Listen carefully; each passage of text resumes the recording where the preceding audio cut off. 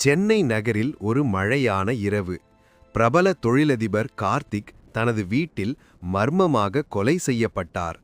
கதவுகள் அனைத்தும் உள்ளிருந்து பூட்டப்பட்டிருந்தது.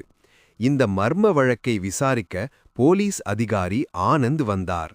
வீட்டில் கார்த்தியின் மனைவி பவித்ரா, வேலைக்காரன் சரவணகுமார் மற்றும் கார்த்தியின் நண்பர் வரதன் மட்டும் இருந்தனர். மூவரும் எங்களுக்கு எதுவும் தெரியாது என்று சொன்னார்கள். ஆனால் ஆனந்துக்கு ஏதோ சரியாக இல்லை என்று தோன்றியது.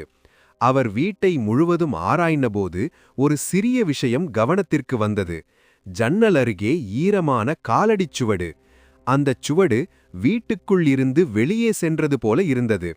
அடுத்த நாள் ஆனந்த் சரவணகுமாரை விசாரித்தார். ஆரம்பத்தில் அவன் மறுத்தான். ஆனால் சிசிடிவி வீடியோவில் அவர் இரவில் வெளியே சென்றது தெரியவந்தது. அழுத்தமான விசாரணையில் சரவணகுமார் உண்மையை சொன்னான். நான் கொலை செய்யவில்லை சார், வரதன்தான் செய்தார் என்றான். உண்மை வெளிவந்தது. கார்த்தி தனது நிறுவனத்தில் நடந்த மோசடியை கண்டுபிடித்திருந்தார்.